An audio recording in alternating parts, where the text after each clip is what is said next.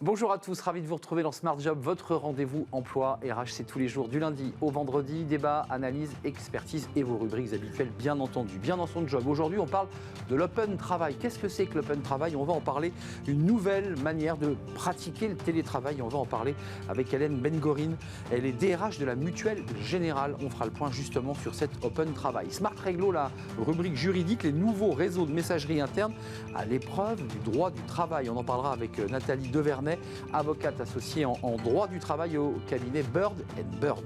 Et puis dans le cercle RH, focus sur les assises de la parité, troisième année consécutive. Elles auront lieu demain, mardi. La place des femmes en entreprise, la loi Rixain, peut-être déjà un premier bilan à faire sur cette loi Rixain. On fera le point avec nos invités et l'organisatrice justement de ces assises de la parité. Et puis dans Fenêtre sur l'emploi, pour terminer, offboarding et employabilité des salariés. Jenny Gauthier, directrice générale du Mercato de l'Emploi, nous en parlera à la fin de l'émission. Voilà le programme tout de suite, c'est bien dans son job.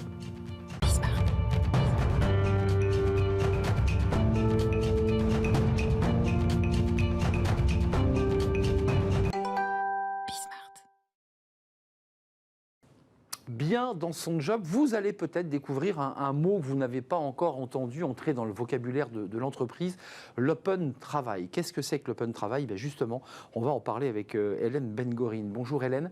Bonjour. Vous êtes DRH de la Mutuelle Générale, quatrième mutuelle, ça vous êtes en quatrième position dans le paysage des mutuelles. Vous êtes arrivé en janvier 2021. Alors, ce qui est intéressant dans l'histoire et l'échange qu'on va avoir, c'est que vous arrivez en janvier 2021 pour justement mettre en place concrètement l'open travail qui existait déjà théoriquement. Qu'est-ce que c'est que l'open travail? Qu'est-ce qu'on vous a dit quand vous êtes arrivé? Alors, ce qu'on m'a dit de l'open travail, c'est que c'est d'abord un projet très audacieux.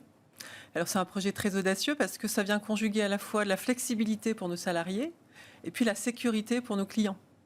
Et donc, l'enjeu, c'était de proposer une nouvelle organisation du travail qui était finalement le fruit d'une conviction de notre directeur général, qui était de dire finalement on vit dans une situation contrainte, mais pourquoi pas en faire une opportunité, et puis surtout une envie claire et franche de nos salariés de vouloir s'engager dans ce dispositif. Alors, le salarié ne choisit plus ses jours de télétravail, parce que ça, c'est la règle aujourd'hui. On choisit ses jours, on dit ça sera, et ça varie dans les entreprises, ça sera le lundi et le vendredi, et puis 3 jours, je serai au travail. Ça ne marche pas comme ça aux mutuelles générales.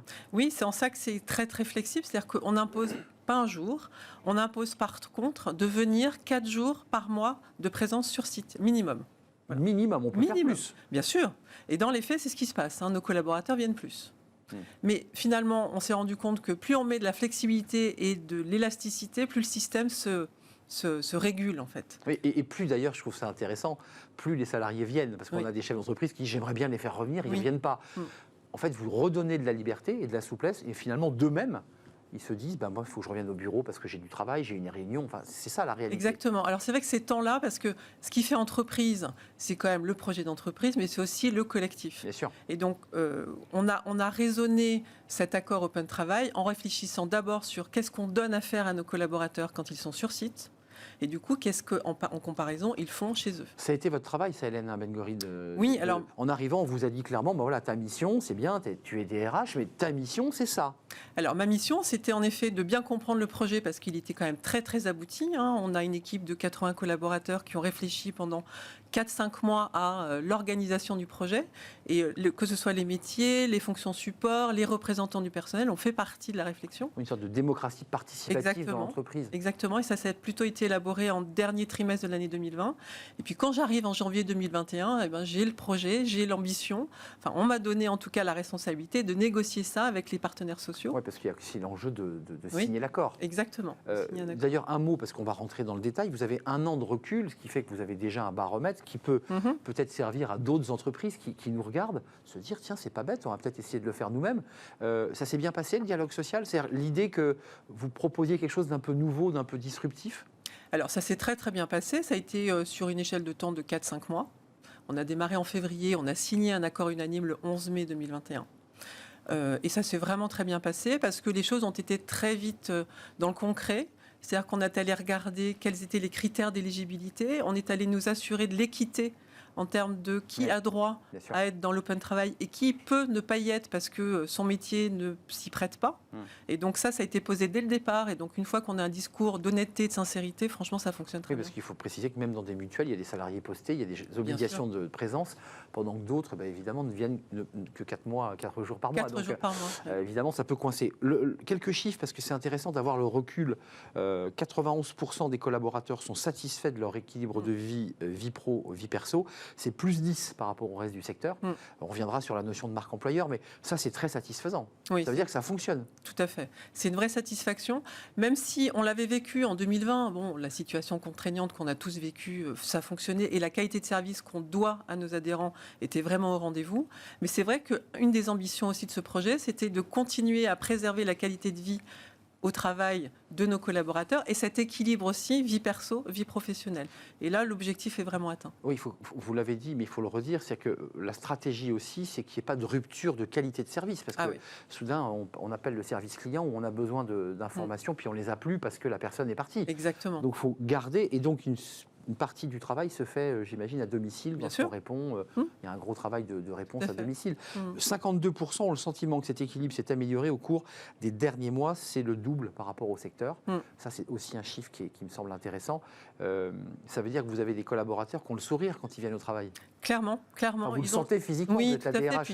Et puis, je peux vous confirmer qu'ils ont envie de revenir, et donc ils reviennent avec plaisir pour côtoyer leurs collègues ou pour côtoyer les collègues d'autres équipes. C'est ça qui est aussi intéressant, c'est que finalement, la relation au collectif, elle se fait même au-delà de sa propre équipe.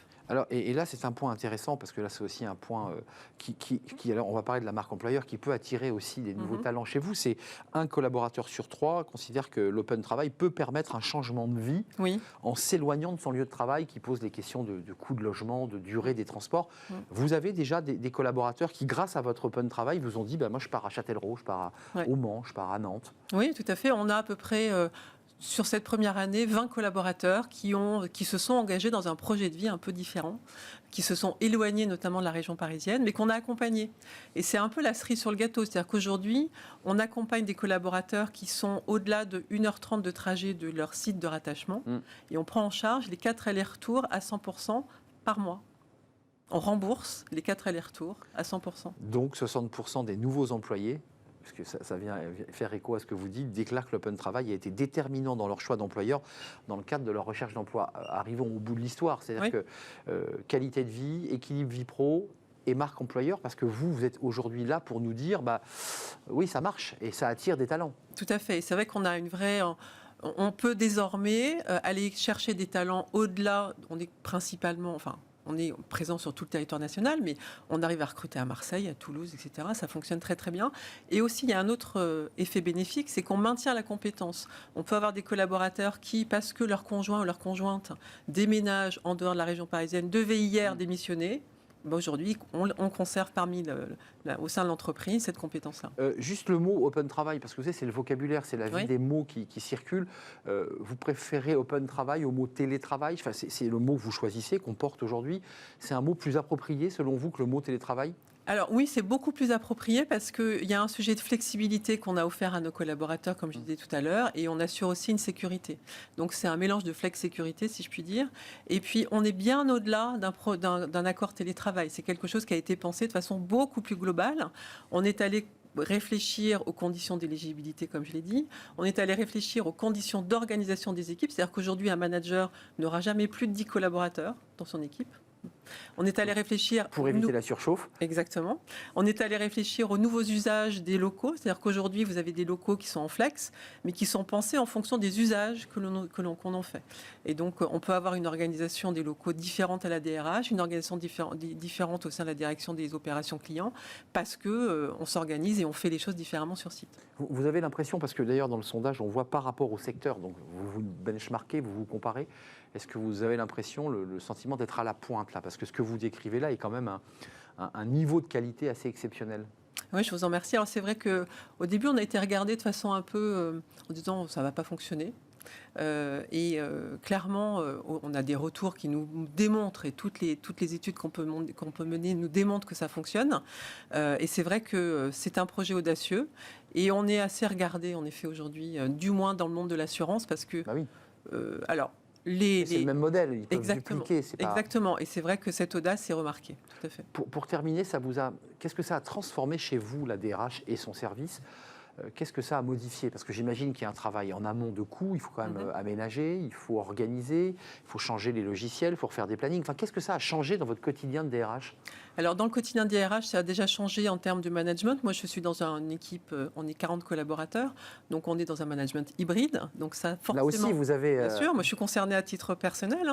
Vous venez combien de jours par mois, vous? Moi, par mois, par semaine, je fais entre 2 et 3 jours par semaine. Et donc 2 jours où vous travaillez au calme chez vous. Exactement. Ou dans un lieu tiers, je ne sais pas. Tout à fait, exactement. Non, pas le lieu tiers, c'est un lieu qui est prédéfini au préalable, mais ce n'est pas un lieu tiers. C'est pas un lieu tiers. Non. Ça veut dire que la personne doit vous indiquer le lieu où elle va travailler. On a droit, oui, il y a 3 lieux sur lesquels on peut travailler. Et vous me dites spontanément, non pas le lieu tiers, pour vous?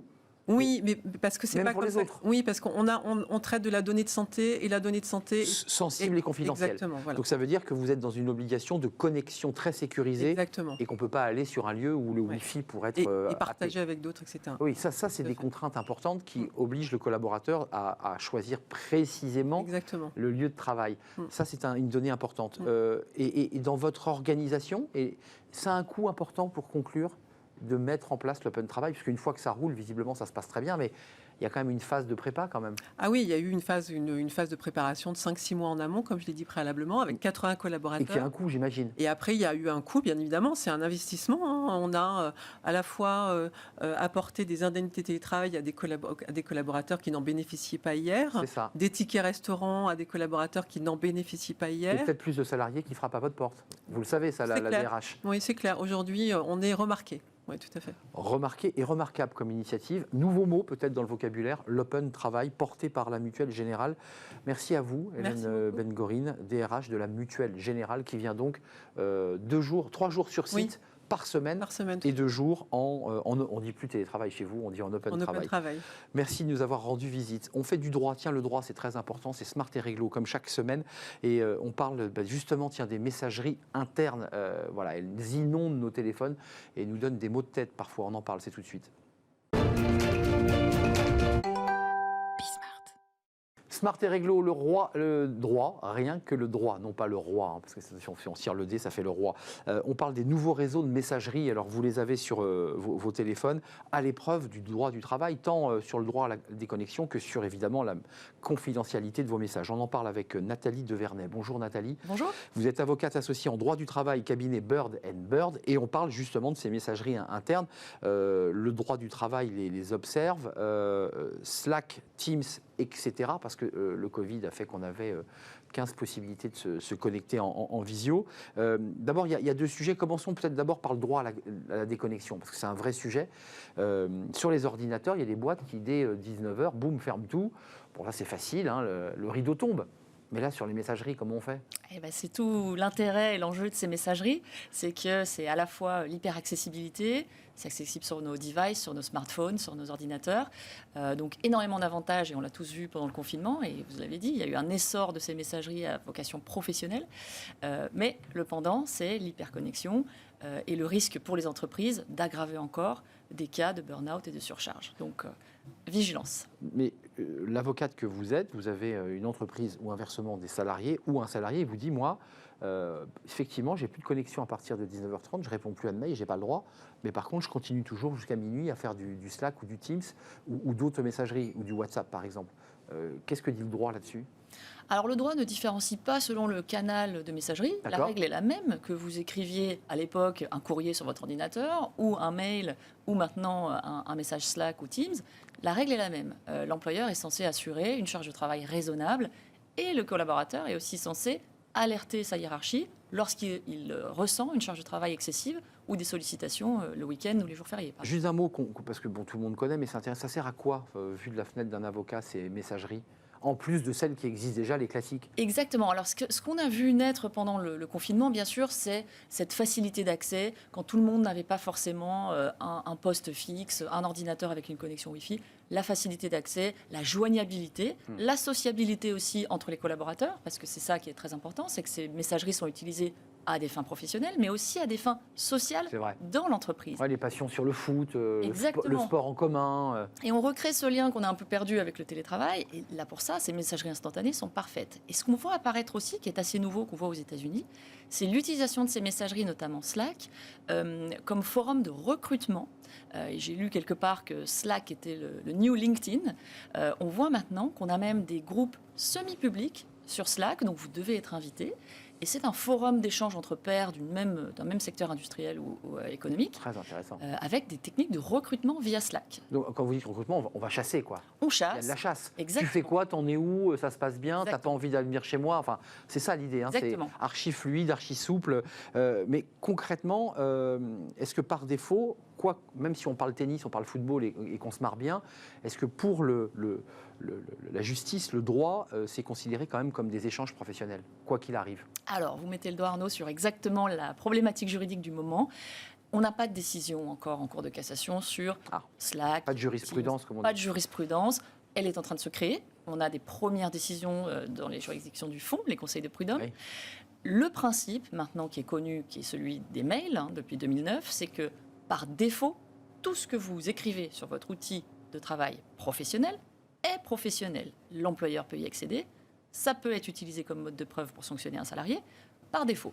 Sauf, et c'est la fameuse exception que vous connaissez, lorsque c'est expressément identifié comme personnel. Il faut l'avoir écrit sur son Alors, Slack. il faut l'avoir Personne ne le fait. Personne ne le fait, Évidemment. Personnel. mais c'est ce qu'il faudrait faire. Si C'est vous ça. écrivez personnel avant votre Slack, avant votre SMS, il est Mais personnel. par essence, c'est la rapidité du geste. Enfin, on est tous sur ces réseaux et on n'a pas la présence d'esprit. Mon téléphone est perso. Mon Slack est perso. C'est moi qui l'ai connecté avec, j'imagine, un lien adresse Internet de référence. En rien, tout ça est professionnel. Alors, c'est là qu'on a une petite divergence. Le Slack, bien évidemment, outil professionnel, smartphone de l'entreprise, pas de Ah sujet. bah là, il n'y a pas photo. Pas de sujet. La question se pose quand j'utilise mon téléphone personnel, ce que font beaucoup de salariés. Toutes les sociétés ne évidemment. mettent pas à disposition des téléphones portables. Et là, on a une distinction entre une messagerie qui est utilisée dans un cadre professionnel, c'est-à-dire que vous vous en servez même sur votre smartphone personnel pour communiquer avec vos collègues, peu importe le sujet. Et là, les juridictions ont tendance à dire que c'est un cadre professionnel. Et on a des décisions assez récentes à ce sujet, sur les mails notamment. On a une décision de 2019 sur une salariée qui s'est vue sanctionnée pour des propos qu'elle a tenus sur MSN. Donc MSN, qui était la messagerie personnelle liée à Hotmail. Une vieille messagerie, d'ailleurs. C'est Vieille un messagerie. vieux compte. Mais qui servait encore entre collègues. Et Ouais, là, un peu en sous-main, quoi. On se servait des MSN en sous-main. disant ça ne sera pas vu. exactement, et la Cour de cassation, pour le coup, est venue dire non, cette messagerie MSN était reliée à une adresse mail personnelle de la salariée. Je vois très très bien. Licenciement refusé. Parce que j'ai lu que régulièrement, quand on crée un site internet, on le relie souvent à l'adresse mail de son travail pour des questions de mémorisation. Et c'est à ce moment-là que juridiquement, on peut dire, mais regardez, l'adresse est reliée à la source adresse. Donc il faut éviter de créer... Complètement. Le mélange des genres est jamais bon. Si vous utilisez votre adresse mail personnelle à des vocations professionnelles, vous vous exposez. Donc il y a des risques possibles de sanctions, de propos tenus sur... Alors vous évoquiez tout à l'heure MSN, mais sur Slack par exemple. Pour l'instant, il n'y a pas de jurisprudence, mais il y a déjà des conflits sur ce sujet, c'est-à-dire des choses qui se disent entre collègues. D'ailleurs, parenthèse, comment on récupère les infos? Parce que par essence, c'est secret. Il y a des gens qui espionnent, comment ça se passe? Comment on récupère les propos? Tout simplement, une copie d'écran, une impression d'écran sur votre téléphone. Vous faites une petite capture d'écran au moment opportun. C'est un collègue qui vous dénonce. On est d'accord, il y a toujours quelqu'un qui vous pique l'info. Exactement. D'accord. Dans certaines des décisions, c'était des gens qui utilisaient les ordinateurs partagés. Bon, là, voilà. On peut aussi, bien évidemment, faire des impressions. Donc, ce qu'on voit, nous, devant les juridictions, c'est des pages et des pages d'impressions, de chats Sympa. qui sont produites. Sympa à lire pour l'avocat. C'est sympa et pour le juge. Et puis, on peut faire aussi du constat d'huissier pour vraiment assermenter la validité de la date et de la prouver que c'est un vrai... réalité de ces échanges. Voilà, l'huissier va être là pour dire oui. Mais ça pose un problème, et j'imagine que la Cour de cassation est confrontée à cette question. Liberté d'expression, c'est-à-dire capacité pour un collaborateur d'avoir son espace de liberté, et l'impossibilité de pouvoir s'exprimer parce qu'il y a des règles dans l'entreprise. C'est ça le sujet. C'est ça, c'est vraiment la limite de la liberté d'expression. Et vous le disiez, on commence à avoir des décisions. Alors on a une première décision qui a été rendue au sujet de Vice. On avait eu 2 journalistes licenciés sur des propos tenus. Alors c'était pas Slack, je crois que c'était Google Chat ou Teams, propos à connotation ou à contenu raciste, sexiste et homophobe. Les licenciements ont été notifiés, les licenciements sont confirmés. Et les salariés ont eu beau dire « c'est ma liberté d'expression, j'ai échangé avec un collègue, c'était sur le ton de l'humour ». C'était un groupe de chat fermé, c'est-à-dire qu'on était 8-9, peu importe, pour les juridictions. On commence à aller vraiment vers une restriction de la liberté d'expression. C'est ce que j'allais vous dire, c'est-à-dire qu'on va quand même, la Cour de cassation n'a pas tranché, on ne va pas parler à sa place, mais on va quand même vers un durcissement et une limitation. En fait, en un mot, tout n'est pas possible. On ne peut pas tout dire. Exactement. C'est ça que... Exactement. Et on a un peu une hiérarchie entre les protections. Qu'est-ce qui est plus important, la liberté d'expression d'entreprise ou l'interdiction des comportements sexistes, racistes, homophobes, donc la protection de la santé et de l'intégrité des salariés. Et à ce jeu-là, sur l'échelle d'importance, la Cour de cassation a tendance, et les juridictions du fond ont tendance à retenir la protection avant tout du salarié et de sa santé. Deux sujets, l'international rapidement, mais aussi l'idée que, et j'imagine que vous y avez réfléchi, vous les avocats, que le client puisse utiliser l'argument du lanceur d'alerte. C'est-à-dire que les propos qu'il tient, qui peuvent être diffamatoires à l'égard d'un N+1 ou de son patron, peut être considéré comme, peut être utilisé, peut-être d'une manière dilatoire d'ailleurs, comme un lanceur d'alerte. Alors effectivement, c'est une très bonne question. On le voit à l'international, on a entendu des affaires Netflix où des cadres dirigeants de Netflix ont fait des commentaires sur leur hiérarchie, sur leur directrice marketing, et donc ont été bien évidemment licenciés, parce qu'on est aux États-Unis, ont contesté leur licenciement en utilisant d'une part la liberté d'expression, d'autre part la violation de la vie privée, puisque c'était des échanges qui avaient lieu le week-end, et d'autre part l'alerte en disant mais c'était de notre obligation en tant que cadre de dénoncer des politiques avec lesquelles on n'était pas d'accord. Dilatoire selon vous ça ? Enfin ça peut être dilatoire ? Pour l'instant, ce n'est pas du tout retenu, en tout cas par nos amis d'outre-Atlantique. Je vois mal comment un salarié pourra justifier la protection du lanceur d'alerte. Entre guillemets, tout dépend du contenu des propos tenus dans le texte. Si c'est un travail un peu structuré dans l'organisation, ce n'est pas pareil que d'insulter quelqu'un sur sa couleur de peau. Exactement. Merci, c'est passionnant parce que c'est un sujet, on est à la pointe là, de ce qui va se passer. Et la Cour de casse va trancher, selon vous Oui, on a des décisions. On a une décision Huffington Post qui est attendue du Conseil de prud'homme de Paris, également sur Slack. Donc très bientôt, on aura des règles un peu plus claires. Et je pense que ça ne dispense pas les entreprises, pour l'instant, d'être très clair sur à quoi sert la messagerie Slack, comment est-elle encadrée, le code de conduite s'y applique, les valeurs de l'entreprise s'y appliquent, et ce que diraient les valeurs de Netflix, et je l'ai vu dans la décision aux États-Unis, les true values de Netflix. Donc les valeurs, c'est n'écrivez jamais sur ces messageries ce que vous ne diriez pas en personne à votre collègue. C'est ça la règle. Je pense que c'est ça au fronton de l'entreprise. Voilà. Et ne faites pas aux autres ce que vous ne voudriez pas vous-même subir. C'est ça. Merci Nathalie Devernay de nous avoir rendu visite, avocat associé en droit du travail, cabinet Bird & Bird. On fait une courte pause et on va se tourner vers justement la place des femmes en entreprise, la loi Zimmermann-Copé, la loi Rixain et les assises de la parité. Elles auront lieu demain pour donner peut-être un coup d'accélérateur encore parce que la loi Rixain prévoit tout cela, mais sur un délai très long, c'est 2030, 2035 et puis 30% seulement de femmes. Est-ce qu'on ne peut pas aller encore plus loin ? Quels sont les freins ? Quels sont les plafonds de verre, comme on dit ? On en parle tout de suite avec nos invités.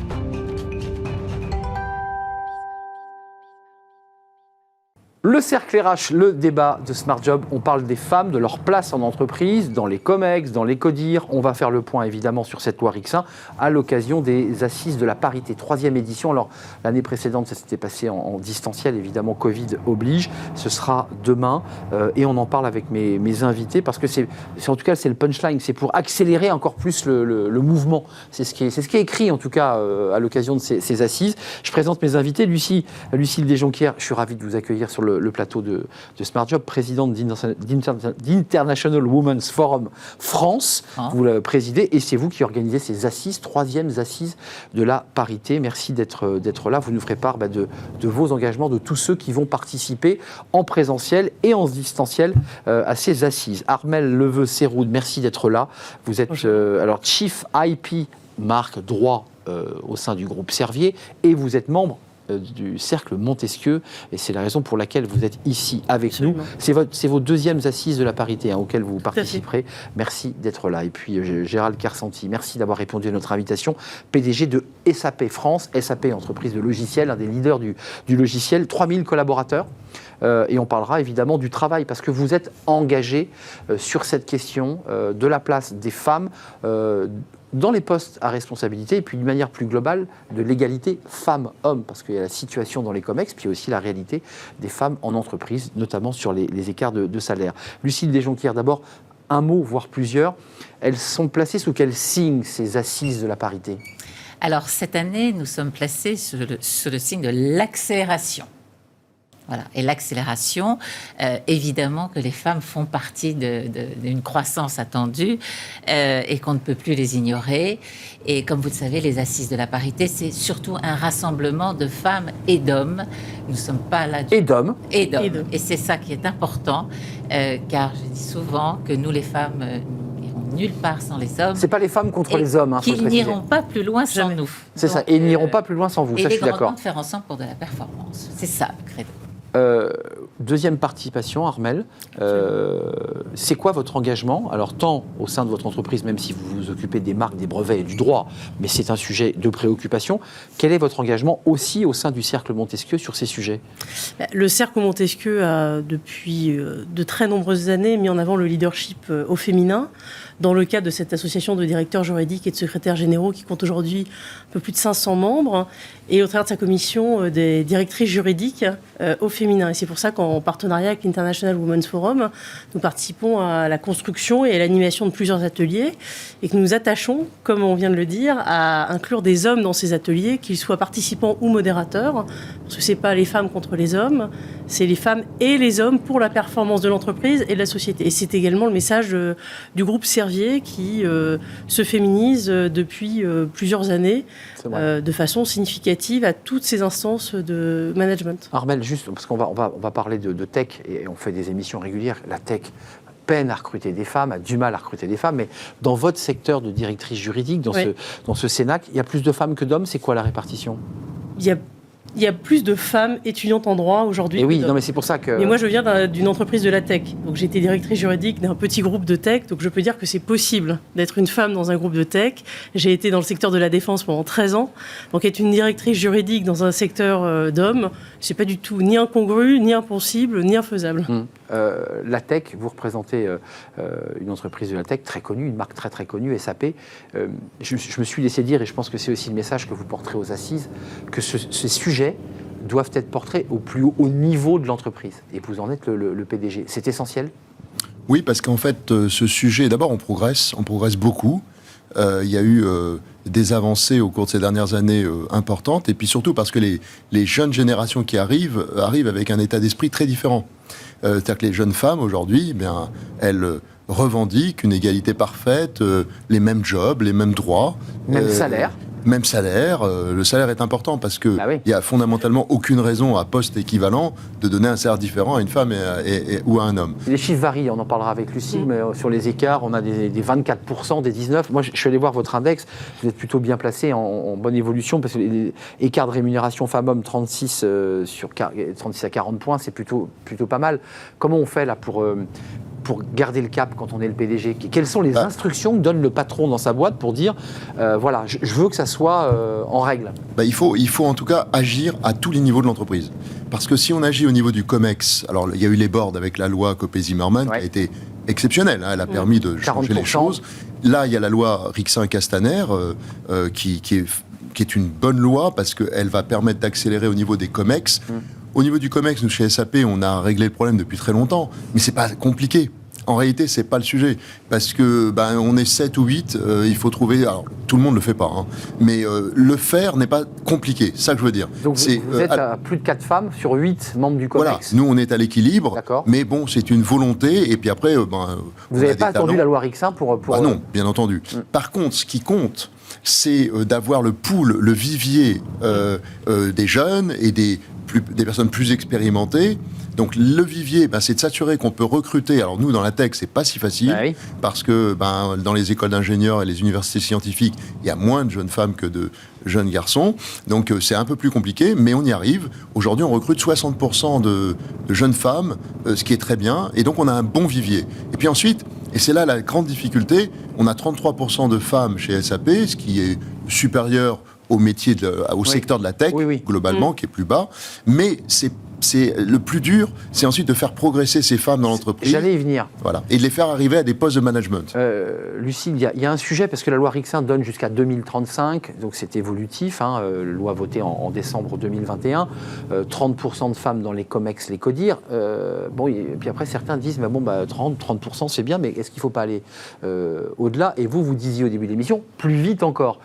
Plus vite, ça veut dire donner la possibilité aux femmes dans les catégories intermédiaires de pouvoir progresser dans l'entreprise. On lit des femmes qui disent, mais globalement, moi, le COMEX, j'irai pas, mais ce que je voudrais, c'est quand même progresser dans la hiérarchie de l'entreprise. Et je suis bloqué. Qu'est-ce qui se passe ? Mais justement, cette loi va faire en sorte qu'elles vont se débloquer, les situations. Et puis, il y a le COMEX au siège, mais il y a aussi des COMEX dans les filiales et autres. Donc, il y a un champ des possibles qui s'étend. Et si aujourd'hui, une femme s'inscrit dans un parcours où elle souhaite vraiment faire croître sa carrière, elle va aller voir son DRH, elle veut faire partie des hauts potentiels identifiés, et elle ne devrait plus avoir... Armelle, la question des femmes, qui est une question mais qui revient régulièrement, c'est la question de l'égalité de salaire, parce que ça c'est une injustice que vivent douloureusement les femmes dans l'entreprise quand elles le découvrent. Et puis il y a la réalité de leur quotidien. Alors je lisais des études qui sont issues du ministère du Travail sur la charge mentale, le nombre d'heures de tâches ménagères qui restent quand même à 1h30 à la charge des femmes, la réalité de l'entretien et l'accueil des enfants. Enfin, tout ça, la prise en charge des parents, les aidants, tout ça sont quand même des freins, puisqu'on parle du plafond de verre, mais c'est surtout des freins qui font que la femme automatiquement dit bon, potentiellement je pourrais y aller, mais mon quotidien fait que je peux pas. C'est une réalité, ça. C'est une réalité. Je pense qu'elle est moins prégnante pour les jeunes générations qui s'organisent différemment au sein de leur couple, au sein de la répartition de leurs tâches, avec leur fratrie parfois, avec des amis, qui n'hésitent plus à faire appel à des aides externes et à se dire, voilà, j'ai des arbitrages à faire, comme j'en fais tous les jours dans mes fonctions managériales, et je dois traiter de la même façon mes tâches personnelles. Donc après, on voit ce qui est le cœur de notre engagement, et souvent ce sont nos enfants, nos parents, et les tâches un peu plus ménagères, on va dire, on n'a plus aucun souci à les externaliser très très vite, ou à avoir des discussions très franches avec nos conjoints et maris. Oui, c'est ça, c'est une réalité très sociologique. Pour dire, voilà, il n'y a aucune raison que, voilà, cette semaine, je pars en déplacement. Donc là, c'est à toi de gérer les cours de sport. Ça a évolué, je pense que ça a évolué, les études montrent que ça évolue. Les pères sont de plus en plus ouverts. Les pères savent faire tourner une machine à laver. Les que pères 12% ont pris les congés paternité. Je disais dans cette étude, il n'y en a que 12% qui les ont pris. Je ne sais pas comment ça se passe chez vous. Vous les obligez, parce qu'on n'est pas obligé de les prendre. Non, on n'oblige rien, mais on donne des congés paternité, on l'a même augmenté, puisqu'on l'a doublé. Donc ça, c'est un élément fondamental, parce que si on donne aux hommes la possibilité d'équilibrer finalement la charge familiale, parce que c'est de ça dont on parle, mais moi, je suis assez d'accord avec ce que vous venez de dire, parce que on voit bien que les jeunes générations, elles sont en train d'aborder l'équilibre vie personnelle, vie professionnelle, de façon totalement différente. J'ai la chance d'enseigner depuis plus de 17 ans, donc je vois les jeunes et les jeunes générations arriver, c'est très différent. Et ils ne veulent pas rater l'éducation de leurs enfants. Les pères revendiquent le fait d'avoir... Ils ont vécu des papas et des mamans qui n'étaient pas présents. Qui ont fait l'inverse. La tête dans le guidon. Donc ils se disent, non, nous on ne veut pas ça, nous on veut avoir un équilibre. Et ça va aider les femmes. Je pense que ça va être un accélérateur. Et les nouveaux modes d'organisation du travail aident à ça aussi. Aussi. Oui. Vrai dans les grandes entreprises, il faut rappeler que la loi Rixain ne concerne pour l'instant que les entreprises de plus de 1000 collaborateurs et salariés, et que pour toutes les autres, et il y en a beaucoup en France, je pense aux TPE, aux PME, à des filiales sous-traitantes de petites entreprises, elles ne bénéficient pas. Est-ce que ce sujet dont on traite là, alors c'est très bien, ça fait avancer le sujet, ne touche que pour l'instant que les grandes entreprises, que les grands groupes, que ceux qui, j'allais dire, ont les moyens d'organiser ce type de vie, et puis qu'il y a une partie quand même des salariés femmes qui restent malgré tout sur le bord du chemin. Comment on fait là ? En fait, dans cette génération Z, dont on parle, et aujourd'hui le marché de l'emploi est assez tendu, ce sont les candidats qui font la loi et qui ont la chance de pouvoir aujourd'hui un peu décider de l'entreprise où ils vont aller. J'ai eu la chance de rencontrer une quinzaine de DRH il n'y a pas très longtemps, lors d'un déjeuner, qui me disent aujourd'hui, les entretiens se sont inversés. C'est nous qui vendons l'entreprise plus que le candidat qui va nous présenter son profil. Et si on ne fait pas assez de choses, même pour des petites sociétés, simples, au niveau écologique, ou paritaire ou autre, le candidat appelle le lendemain et dit, écoutez, non, quand vous ferez des... Voilà. Je ne suis pas totalement en phase avec votre façon de fonctionner aujourd'hui. Je voulais juste qu'on parle des assises d'un mot, parce que j'ai vu qu'en plus des pitchs de femmes start-upeuses, ça c'est intéressant, oui. on va les entendre, on va les voir, qui présentent leur start-up, et c'est la manière dont elles les vendent, dont elles se battent pour créer leur boîte. Puis il y a aussi des études que vous portez qui sont intéressantes, sur des études sur le genre, vous pouvez nous en parler de ces études en quelques mots? Écoutez, parce qu'elles sont fondamentales. Oui, alors je pense que ce qui serait intéressant, c'est de débattre sur les résultats qui vont être obtenues, mais c'est vrai qu'elles sont significatives. Maintenant, à partir de là, le constat est bien, mais il faut avancer. C'est pour ça également qu'il y aura une charte à la fin des assises. Les thèmes, on peut les reciter, parce que c'est intéressant, c'est les thèmes de vos études sur lesquels peut-être l'an prochain vous direz, c'est sur le genre, c'est... Lucille, vous pouvez nous les développer? Sûr. Écoutez, c'est sur le fait que, justement, on parle de paternité, on parle de progression au sein des COMEX, ça c'est un vrai sujet, des CODIR. En toile de fond, n'oublions pas que les assises de la parité, c'est vrai qu'aujourd'hui on va parler de femmes dans le sport, de femmes dans les médias, mais la toile de fond, c'est femmes dans les instances de direction, COMEX et conseil d'administration. Et ces études portent beaucoup là-dessus. Gérald Kersanti, vous avez écrit un livre, Leader du troisième type, pour redonner du sens à notre engagement. Vous êtes un homme engagé, on l'entend, sur ces sujets. Peut-être que cette question va vous sembler incongrue, mais qu'est-ce qu'elles vous apportent, ces femmes? Qu'est-ce qu'elles ont de différent? Qu'est-ce qu'elles apportent à la vie de l'entreprise lorsqu'elles intègrent le COMEX, lorsqu'elles prennent la parole, lorsqu'elles disent des choses? Tout simplement, elles ont une approche très différente. Et s'il y avait un environnement qu'avec des femmes, ce serait pas bon. Un environnement qu'avec des hommes, c'est pas bon. Un environnement équilibré, toutes les études le montrent. Il y a plus de performance, il y a plus de créativité, il y a plus d'innovation. Les études sont nombreuses et toutes le démontrent. Donc c'est ça que ça apporte. Ça apporte une fraîcheur, des points de vue différents. Et ça change la donne. Et vous le ressentez, d'un point de vue très concret. À chaque fois que j'ai eu des COMEX ou des équipes de management plus larges, équilibrées, j'ai gagné en performance, c'est une évidence. Le droit des femmes, parlons-en quand même, parce que c'est un sujet qui est rentré dans l'actualité, c'est le droit de disposer de leur corps. Avec toutes ces affaires de harcèlement, ça c'est un sujet important. On a l'impression qu'il y a beaucoup d'affaires, c'est peut-être parce qu'on en parle maintenant que la parole s'est libérée. Il y a un lien quand même très fort avec tout ça, avec cette idée que voilà, la place des femmes elles ont pris toute leur place et donc s'expriment sur ces sujets, ne se laissent plus faire. Oui, alors la place des femmes ne se résume pas à leur position de victime potentielle de sexisme ou de harcèlement. Non, mais elles l'expriment. Pour autant, effectivement, il y a une libération de la parole, c'est absolument indéniable. Parfois dans des mesures qui restent à dire canalisées, mais c'est très très simple, parce que ça permet aussi de... Vous parliez de l'équilibre entre les femmes et les hommes, c'est la création d'une intelligence collective. Et cette intelligence collective, elle se fait aussi sur les interactions entre les hommes et les femmes, qui doit se traduire dans le monde professionnel. Et c'est aussi là la recherche d'un certain équilibre. La libération de la parole, elle sert également à ça. Elle sert à évacuer un certain nombre de comportements qui peuvent être toxiques. Bien sûr. Toxiques qui auparavant semblaient naturels et qui aujourd'hui ne sont plus acceptables. Mais toxiques pour les hommes et pour les femmes, mais aussi toxiques pour l'entreprise. Bien sûr. On parle de la capacité à attirer des jeunes talents. Quand ils arrivent et qu'ils entendent des blagues sexistes dans les couloirs, je peux vous dire, ça ne les attire pas du tout. Ça ne fait pas rire du tout. Ouais. Et quelque chose qui était avant banalisé ne l'est plus. En revanche, il ne faut pas non plus tomber dans des choses complètement aseptisées, des excès. Il faut trouver la bonne distance. Exactement, parce qu'il faut aussi respecter notre culture. On a une culture française un peu bonhomme, un peu... Mais c'est toujours en trouvant le dosage. Mais c'est une question de respect. C'est une question de respect. La parole s'est libérée et cette génération Z dont vous parlez beaucoup, finalement, qui rentre dans l'entreprise, diplômée pour beaucoup, rigole plus sur ces sujets-là quand même. Mais en fait, c'est fini, quoi. En fait, ce qu'il faut dire surtout, c'est que ça dépend beaucoup, là pour le coup du management. Absolument. C'est-à-dire que quand le management met un certain état d'esprit, des règles, des valeurs, avec des interdits, parce qu'il y a un moment donné, il faut dire clairement, voilà les lignes rouges, celles que vous ne pouvez pas dépasser. À partir de là, les choses se font naturellement. Personne n'a envie d'être déplacé dans un environnement où c'est un bien-être général et où il y a un collaboratif qui fonctionne bien, Exactement.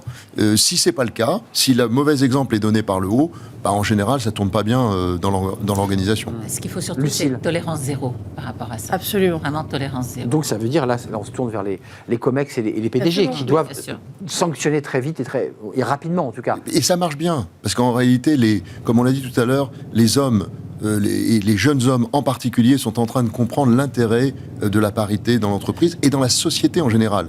Regardez le monde dans lequel nous vivons actuellement, on a plein de problèmes. On se dit quand même que lorsqu'on aura un équilibre homme-femme, ça pourra peut-être aller mieux. Ça vaut le coup d'essayer quand même. Et par ailleurs, c'est pour ça que même si les lois aujourd'hui ne concernent que les entreprises d'une certaine taille... Ça avait été un débat pendant le vote. Certains disaient, mais on peut aller plus loin. Il y a une question de pragmatisme. Moi, je suis pour que ça s'applique partout, bien évidemment, et tout de suite. Et plus vite. En revanche, 2030-2035. L'exemple vient aussi du haut. Et quand on voit des très grandes entreprises à forte notoriété, qui ont une capacité de prescription et une capacité de mettre en avant des femmes en tant que rôle modèle, ça permet aussi, et des hommes aussi en tant que rôle modèle, des hommes engagés pour la parité entre les hommes et les femmes, ça permet aussi un effet de capillarité et une accélération du déploiement par la prescription justement des collaborateurs qui vont vous dire non mais là il faut qu'on change le comportement de l'entreprise. Ouais, une seule femme, disait ce document assez riche sur la place des hommes dans les congés paternité, une seule femme à la tête d'une entreprise du CAC 40. Oui. Ça dit quelque chose. C'est-à-dire qu'on voit qu'il y a quand même un travail qui se fait, qui se passe dans vos entreprises, et on l'entend sur ce plateau. Dans la réalité des très hauts postes, tête du CAC, une seule femme. Il y en a 3 maintenant. 3 maintenant. Oui. Il y en avait une. Récemment, il y en a eu 2 très récentes là, puisque Veolia, puisque Orange et Engie. Oui. Engie. Mais c'était Engie auparavant, la seule entreprise qui portait une femme. Et avant c'était Areva. Et alors, exactement. on peut espérer avec que Anne ces Lauvergeon. femmes-là vont avoir une influence positive en verticalité pour donner une chance. Mais justement, c'était une question un peu ethnologique, j'allais dire. Je me souviens d'une femme politique, je ne la citerai pas, qui disait, mais l'égalité c'est important, mais si cette femme est un homme en jupe, ça ne sert à rien. Il faut espérer que ça sera une femme, une femme-femme. Non, mais voilà, vous comprenez ce que je veux vous dire. Oui.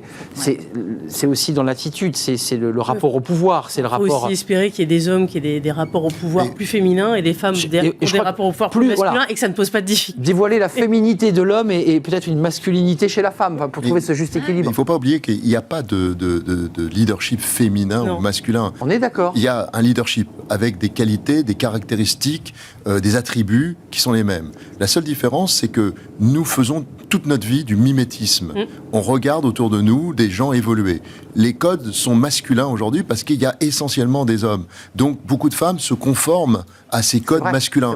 Mais dans le temps, comme il va y avoir de plus en plus de femmes, et ça bouge, là. Les jeunes femmes vont pouvoir s'identifier à des femmes plus expérimentées avec des codes différents. Et donc, on va voir les choses bouger. Et moi, je suis absolument certain que dans les 10 ans qui viennent, on verra un changement, mais considérable. Oui, parce que c'est un renouvellement de génération, de comportement et d'attitude.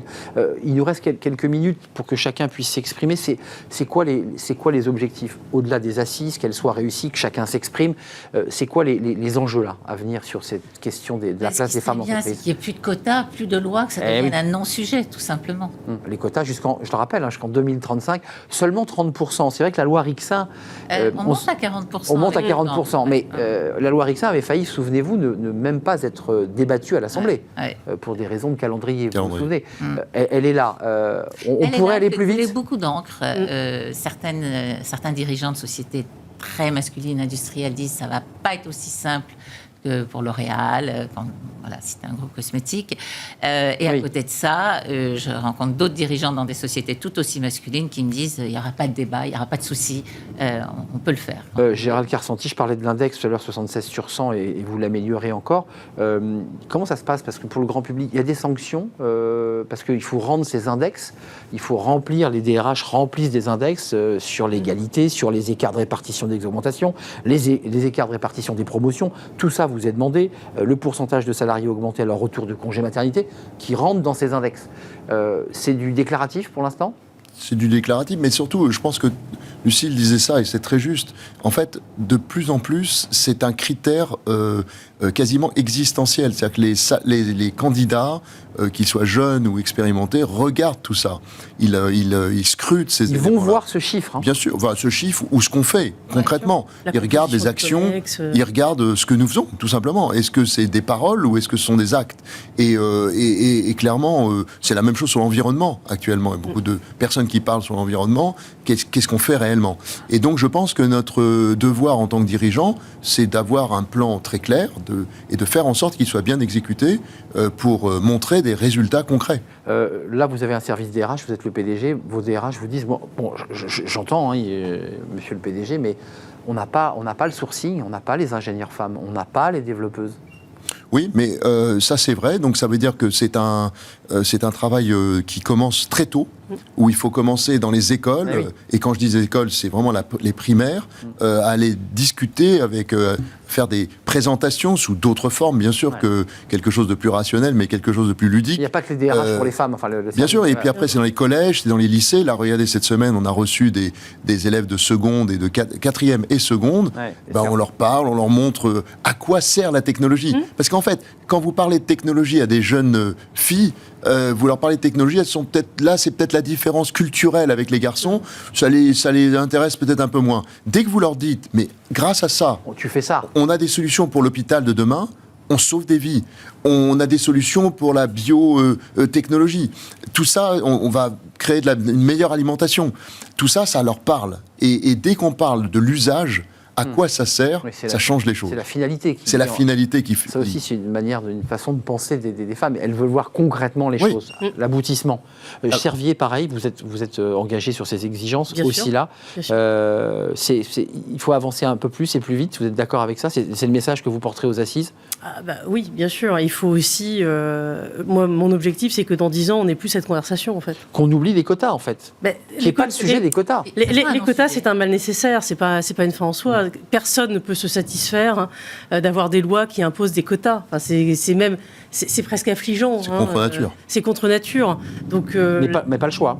Absolument, c'est un mal nécessaire. C'est un mal nécessaire pour rattraper une forme de décalage qui s'est construite avec le temps pour des raisons qui m'échappent puisque je n'étais pas, c'est assez historique, je suis très jeune bien sûr, mais l'objectif c'est qu'on n'ait plus besoin des quotas, c'est que dans 10 ans nous n'ayons plus cette conversation, c'est que dans 10 ans une petite fille de 4 ans se voit offrir un Lego technique à Noël pour pouvoir appréhender les métiers de l'ingénieur tout comme elle appréhende les métiers artistiques et qu'à l'inverse un petit garçon se voit offrir un atelier de reprographie et que quand on se pose la question de l'orientation, il y ait beaucoup de femmes dans les écoles d'ingénieurs, beaucoup d'hommes dans les écoles de mode, et qu'on arrête aussi d'avoir des préconçus de genre, de se dire dans les entreprises de tech, il n'y a que des hommes, dans les entreprises de cosmétiques, il n'y a que des femmes. C'est plus vraiment la réalité. D'autant plus que les jeunes femmes ont de meilleurs résultats que les garçons en matière scientifique. Exactement. Absolument. Elles ont d'excellentes notes. Et c'est vrai que souvent, le décalage se fait après. C'est l'homme qui va monter en grade et malgré les résultats scolaires des bulletins de classe. C'est tout à fait exact. Merci à vous trois. Vous allez participer activement. Et évidemment, Lucille Desjonquières en première ligne, présidente d'International Women's Forum France, 3e assise de la parité. Ça sera mardi, donc demain. Merci à vous, Lucille. Bon vent pour ces 3e assises. Merci, Armelle Leveux-Séroud. Vous parliez évidemment de la fenêtre de Servier, mais aussi membre du Cercle Montesquieu. Et surtout du Cercle Montesquieu. Merci à Gérald Kersenti, PDG de SAP France, très engagé, on l'entend sur ces questions. C'est une vraie volonté politique chez vous. C'est une vraie colonne vertébrale. Leader du 3e type pour redonner sens à notre engagement. Édition Erol. Le débat est terminé. Tout de suite, c'est Fenêtre sur l'emploi.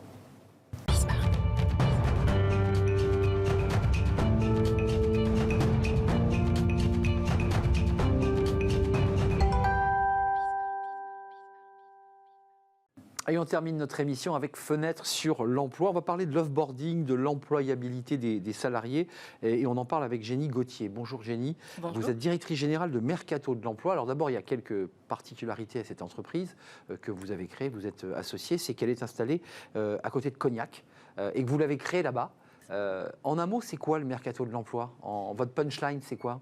Notre punchline, c'est dire qu'avec le mercato de l'emploi, on est capable aujourd'hui d'accompagner toutes les entreprises dans leur recrutement, quel que soit leur secteur géographique, leur taille et leurs besoins en recrutement. Voilà.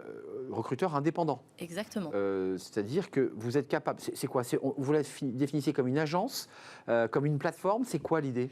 C'est vrai que c'est assez novateur dans l'univers des oui. recrutements, des RH. On a un peu dépoussiéré l'univers des cabinets de recrutement aujourd'hui avec notre réseau. On apporte une approche nouvelle dans le recrutement en disant pour réussir les recrutements aujourd'hui, il y a une vraie prise de conscience des chefs d'entreprise. C'est leur première problématique. Et pas que dans les grandes entreprises, dans toutes les entreprises. Et donc pour y arriver, il faut des femmes et des hommes de terrain. Donc on démocratise le métier de recruteur, on lui redonne sa noblesse en disant que c'est très important aujourd'hui pour un chef d'entreprise d'être accompagné par un recruteur et on le propose effectivement de manière indépendante. Travail d'individualisation très affiné, c'est ça l'idée, c'est qu'on écoute, on est au plus près des besoins et de la demande pour pouvoir répondre le plus rapidement possible à ces besoins. C'est tout à fait ça. Aujourd'hui, pour réussir un recrutement, il faut écouter l'entreprise, il faut comprendre son besoin, il faut comprendre quelle est sa vision, son style de management et ça peut se faire que par le terrain. Et pas donc que l'algorithme, parce qu'il y a beaucoup de boîtes qui viennent d'ici et qui sont passionnantes au demeurant, mais qui ne font que de l'algo et que du distanciel sans humain. Vous faites le choix presque inverse. C'est d'abord l'humain et on y met de la tech. Exactement. Je précise, mais c'est vraiment purement anecdotique, encore que l'agilité de votre entreprise correspond au sport pour lequel vous avez été championne de France, qui est le Frisbee Ultimate, et qui demande de l'agilité. Est-ce qu'il y a un lien comme ça entre ce que vous avez pratiqué et l'idée d'être très agile, très en mouvement? Certainement, effectivement, l'Ultimate, c'est un sport qui demande beaucoup de technicité, surtout quand il y a des conditions météo qui sont difficiles. Et aujourd'hui, le recrutement, je pense que oui, il faut beaucoup d'agilité pour les entreprises. Il faut être énormément proactif pour s'adapter au marché de l'emploi qui évolue très très vite aujourd'hui. Alors, l'offboarding, parce que vous souhaitez parler de l'offboarding qui est un sujet. Alors, l'onboarding, c'est l'intégration du salarié. Il est recruté, puis il y a un petit délai, puis on l'intègre. L'offboarding, c'est quand il sort. Pourquoi vous avez souhaité faire focus sur ce sujet? Parce que c'est un sujet c'est un sujet de tension. Parfois, on traite mal le collaborateur quand il quitte l'entreprise. Exactement. Je crois qu'on a mis beaucoup de moyens ces derniers mois, ces dernières années sur l'onboarding. Sur le fait, et c'est très bien d'ailleurs. Aujourd'hui, on considère de plus en plus que l'expérience d'un candidat en entreprise, elle est importante. Mais on parle peu de l'offboarding. Je pense que c'est assez naturel pour une entreprise de se dire pourquoi je vais investir sur un collaborateur qui s'en va, alors que ça a des vrais enjeux stratégiques pour l'entreprise aujourd'hui. Évidemment. Et pour le candidat aussi. Parce que vous considérez que c'est quoi? C'est un ambassadeur, ce salarié qui s'en va, et que si ça se passe mal, le soir même, à son premier dîner, il dit du mal de l'entreprise qu'il a quittée. Oui, c'est exactement ça. On se rappelle souvent beaucoup plus d'une mauvaise expérience qu'une bonne expérience. Et un collaborateur qui s'en va dans des mauvaises conditions, on aura beau avoir mis tous les efforts possibles à l'onboarding, si le départ se passe mal, c'est ça qui va rester. Excusez-moi de faire encore un jeu de mots, mais c'est vous qui utilisez l'expression, vous appelez ça l'employé boomerang. Oui. Alors, c'est pas l'employé frisbee, mais c'est l'employé boomerang. Qu'est-ce que ça veut dire? Alors, c'est une tendance qu'on voit de plus en plus. Effectivement, il y a aujourd'hui 15% des candidats, des collaborateurs qui ont déjà réintégré une entreprise dans laquelle ils avaient travaillé. C'est-à-dire, ils sont partis, ils ont fait leur petit bout de chemin, mais le CV était quand même pas mal, ils avaient gardé, eux, une bonne impression. Oui. Et donc, c'est quoi? C'est l'entreprise qui revient vers eux, ou c'est le salarié qui dit après tout, chez vous, l'herbe était plutôt bonne? Et ça peut être les deux, puisqu'aujourd'hui, les entreprises ont aussi la capacité à garder du lien avec leurs collaborateurs via les réseaux sociaux, notamment. Donc, ça peut aller dans les deux sens, mais effectivement, l'effet boomerang qu'on voit de plus en plus, c'est quand les entreprises se sont bien séparées de leurs collaborateurs. Et c'est tout bénéfique pour une entreprise d'avoir des collaborateurs qui reviennent après une autre expérience, parce qu'ils ont acquis l'expérience, et c'est aussi un recrutement à moindre coût. Ouais, aujourd'hui, c'est pas neutre. Ça, c'est vrai. Pour éviter de passer par un cabinet, on a le collab qu'on connaît, donc ça se fait beaucoup plus vite et c'est beaucoup plus souple. Vous dites qu'il faut savoir se dire au revoir. Oui. Et ça, les entreprises le font mal, on est d'accord. Ça, dans votre mercato de l'emploi, c'est des conseils que vous donnez aussi aux entreprises que vous accompagnez. Faites attention quand un salarié s'en va. On leur dit qu'on peut leur trouver le meilleur candidat du monde. S'il ne le considère pas pendant toute sa vie au sein de l'entreprise, ça ne sert à rien. Et le en revoir, il est souvent négligé. D'ailleurs, offboarding, littéralement, ça veut dire le débarquement. Ce n'est pas très joli. Ouais, moi, je parle plus d'atterrissage en douceur. Et on le voit aujourd'hui. Vous avez plus de 70% des entreprises qui n'ont pas pris en compte de bien accompagner leurs collaborateurs dans leur entreprise. Et au même titre de ça, 85% des candidats seraient prêts à parler de manière favorable de leur entreprise si on les accompagnait bien. Donc on voit tout l'enjeu pour une entreprise. Et puis un mot et même plusieurs sur ce bilan de compétences enrichi. Qu'est-ce que c'est? Alors on connaît le bilan de compétences évidemment, mais c'est quoi un bilan de compétences enrichi? Oui, c'est vrai qu'on parle beaucoup que c'est important pour l'entreprise de bien accompagner ses collaborateurs, notamment pour des questions de marque employeur. Mais pour le candidat, c'est important aussi pour lui. Ça va renforcer son employabilité après, puisqu'effectivement, on va pouvoir, dans ce cadre de l'offboarding, lui faire ce bilan de compétences enrichies. C'est quoi? C'est lui donner de l'estime, lui donner confiance en lui sur sa période de chômage qu'il va avoir après. Et donc, on va mettre en avant ce qu'il a bien fait dans l'entreprise, quels ont été ses succès, quels sont ses savoir-faire, ses savoir-être. Et il va repartir, on va dire, un petit peu booster l'entreprise et appréhender sa période d'inactivité ou de chômage d'une manière beaucoup plus sereine. Souvent, c'est pas le cas. Je pense qu'on connaît tous des gens autour de nous qui sont au chômage et c'est pas des périodes qui sont agréables. Alors que si on part vraiment beaucoup plus serein, beaucoup plus accompagné avec ce bilan de compétences, on utilise ce terme enrichi, il va être davantage boosté pour savoir ce qu'il doit mettre en valeur pour son prochain job. Il ne se retrouve pas comme ça dans le vide, propulsé dans le vide, dans une sorte de crise existentielle. Là, il a des cadres, il a des documents, il sait à peu près qui il est, il sait à peu près défini. Vous parlez aussi d'un système de recommandation de collaborateurs. Ça, c'est intéressant. On se recommande, c'est quoi? C'est le réseau LinkedIn, par exemple? Effectivement, aujourd'hui, avec l'essor des réseaux sociaux et notamment LinkedIn, qui est la plateforme de référence et qui progresse énormément. Aujourd'hui, on peut garder du lien avec ses collaborateurs quand ils sont partis. De plus en plus de cabinets de recrutement, et nous, on le fait aussi au Mercato de l'Emploi, on va chercher de la recommandation sur nos futurs collaborateurs. Et ça, l'entreprise, elle peut prendre la main dessus, le candidat aussi, et c'est effectivement grâce à des réseaux comme LinkedIn. 200 recruteurs indépendants dans le Mercato de l'Emploi, qui sont en fait des personnes qui ont leur société et qui travaillent pour vous, et qui vont au plus près du terrain, recruter, chasser. Est-ce que vous n'avez pas utilisé le mot chasse? Vous chassez au Mercato? Est-ce que vos recruteurs sont à la chasse ou comment ça se passe? Ils sont open des opportunités qui se présentent à eux. C'est-à-dire donc ils connaissent bien le terrain, quoi. Voilà. Aujourd'hui, ils travaillent sur des écosystèmes territoriaux. Chaque recruteur connaît très bien le lieu où il va développer son activité. C'est essentiel. C'est comme ça qu'il arrive à réussir du recrutement.